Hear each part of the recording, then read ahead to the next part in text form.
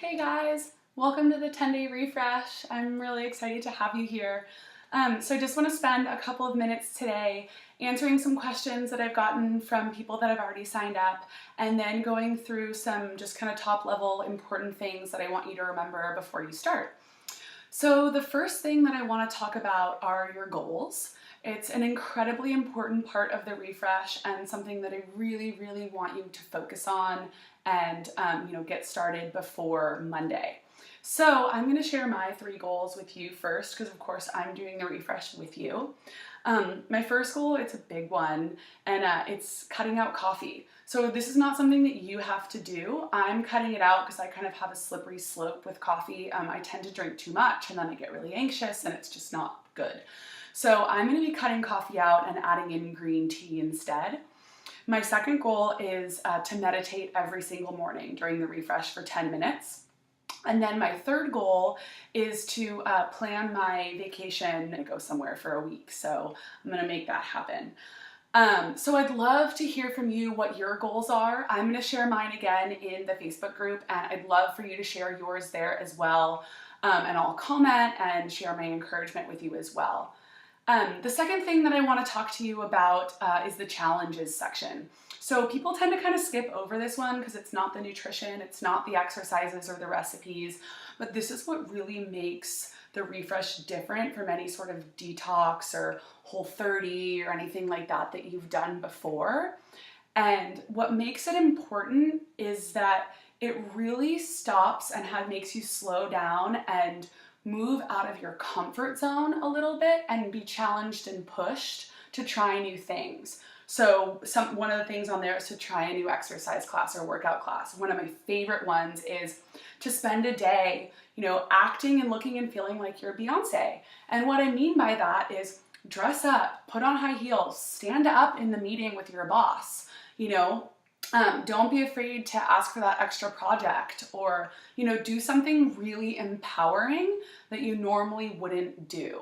So this is really important because it's going to help with confidence. It's going to help you feel good. And this is so important because when you feel good, you reach for really good food. When you feel bad, you reach for bad food. So you'll notice that, nights when you come home and maybe you're alone or you're sad or depressed, that's when you reach for the Ben & Jerry's. So I want to fulfill that emotional void with things that are going to make you feel good and happy. So please focus on that, and I'd love to hear what your challenges are. I'm going to be doing some of them, and I'm going to be sharing them using hashtag 10-day refresh on my Instagram page at Darby Jackson Wellness, and I'd love to hear from you. It's a great way for you to hold yourself accountable, make sure you're doing the challenges, and for me to see, what you're doing and how you're pushing yourself.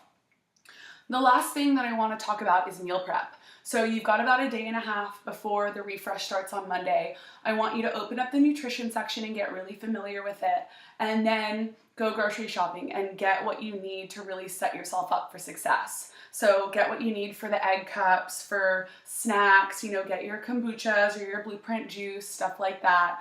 And cook a few of those recipes up on Sunday night so that you're ready, so that you don't have that excuse of, I was at work late, so I had to get takeout, or, I was overwhelmed and stressed, I didn't have time to cook. There's no time for that. So on Sunday, I want you to spend some time prepping all of that stuff, okay? All right, so now I just want to take a couple of minutes to answer some questions that I've gotten from people that have already signed up for the refresh, just to make sure that everyone's clear and we're all on the same page. So the first question comes from Carly, and Carly asks, or she says, I normally eat breakfast and lunch at my office, so what are some suggestions? So my first suggestion for Carly is to meal prep. So the more prepared you are with snacks, the less likely you're going to be to stick your hand in that candy jar or grab pretzels or something like that at the office. So cook up those egg cups, make leftovers from the night before, just be really equipped with snacks, almond butter, things like that, kombucha, so that you're not tempted by anything else in the workplace. The second question comes from Megan. And Megan wants to know if she needs to follow the 10-day refresh meal guide to a T. She really likes leftovers and finds that cooking all the time is really hard. So my answer to Megan is no, you don't have to follow those 10 days of meal plans to a T. If you'd rather have breakfast for dinner, or you do make leftovers and you want to have that for lunch the next day, absolutely. What's important is that you choose meals from that meal plan, from the recipes, and that when you do decide to veer from the meal plan, that you stick to things that are in the enjoy section and that you avoid foods in the avoid section. So that meal prep kind of serves as a guide so that you know how much to be eating and what those meals will look like. So like I said, if you want to have leftovers the next day or you don't like salmon, you want to substitute something else in, go ahead. If you have questions along the way on food, please post them in the Facebook group and I'll be sure to answer. The third question comes from Carrie. Carrie says she has a couple of social engagements next week and wants to know how to navigate those with success. So my first recommendation is that you should have a snack of some kind before you go to the social engagement.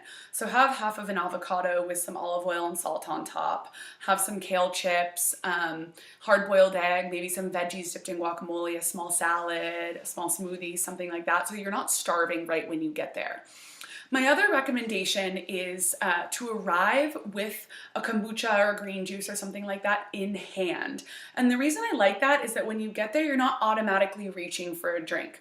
You have this and it kind of pushes back your drinking by an hour or so that you can enjoy that beverage. Pour it into a wine glass so it looks fancy.